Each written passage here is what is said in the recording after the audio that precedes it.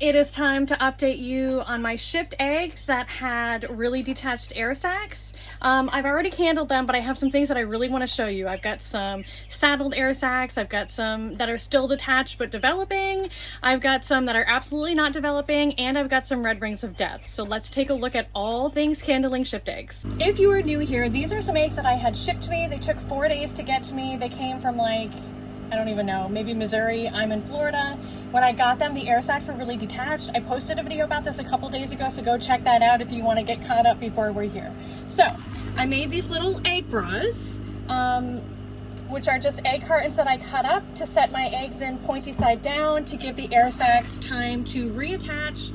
It's important where the air sacs are throughout development, because at the end of development, when the chicks pip and then hatch, they're gonna unzip around the wide end of the egg. So that's why we really want the air sacs to be on that wide end of the egg. It's for later in development. So let me show you where we're at. I started incubating these eggs last Saturday. It's Thursday, so this is day 6. This is an egg that is developing. I'm gonna be gentle with them because I'm scared and I want them really bad. Can you see? So the air sac is here on the wide end of the egg. And let me move the phone maybe.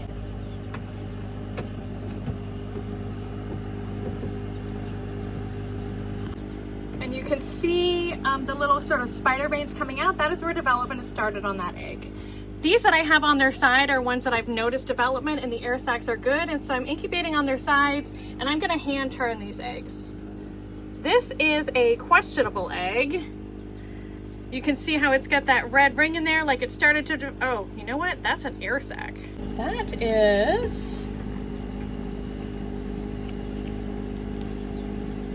let's see. The air sac in this one is still unstable. See how it kind of jiggles with the egg when I move it? That is a no-no. That's what you don't want to see. And you can see there's that red ring in there. That's where maybe the embryo was fertilized, but development is not going to happen in this egg. So I will be removing that egg. I had a question mark on that one. I wasn't sure what it was going to do. This one also has a question mark. This again, you can see the air sac up top right here. That air sac has reattached, so that's good. But this egg also is not developing. It's not at all where it should be. And see the yolk is in there. It's almost like scrambled. I'm going to go ahead and remove that egg too. This is a healthy developing embryo. The air sac is securely attached.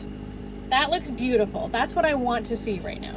So I'm going to keep these off the egg turner, and I'm going to hand turn them every day for now because they're very delicate. They still do need to be turned every day. This one is developing beautifully. Air sac looks good.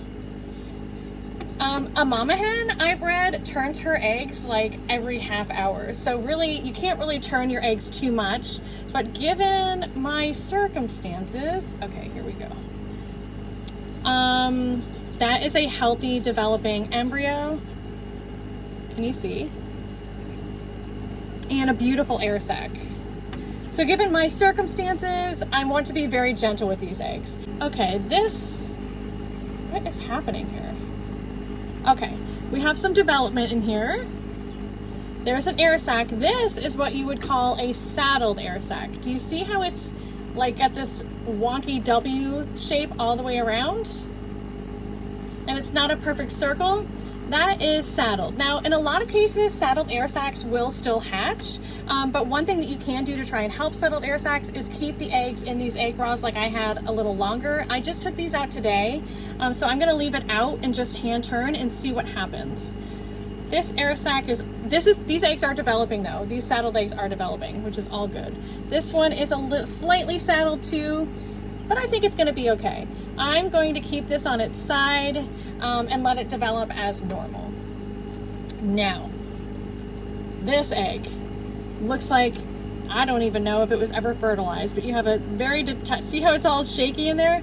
And it moves. See how that air sac is moving? That is a detached air sac. It's not developing. It should be showing development by now, so I'm just gonna take it out. Also, this egg is not developing. This air sac is still a little shaky, but it's mostly No, that's still detached. Anyways, it's not even developing, so I'm gonna take it out. This is your red ring of death. This is an egg that has quit developing. There is another red ring of death. Development has quit. And that could be due to trauma from shipping. There's another red ring of death. These air sacs, at least they were detached, and at least they did become attached again. So the answer is, can air sacs become reattached? Yes. Red ring of death. Wobbly but attached air sac. No development. And that air sac looks reasonable as well. Whoa. Damn. Okay. So this one, I wrote on it, developing but detached. This air sac is still a little wobbly, but the egg is developing. So I am going to hand rotate this and leave it in my egg bra. So this is a very realistic view of shipped eggs. I have 1, 2, 3, 4, 5, 6, 7 out of 16 on day 6 that maybe could keep developing. I really hope so. I really would love some opal leg bars.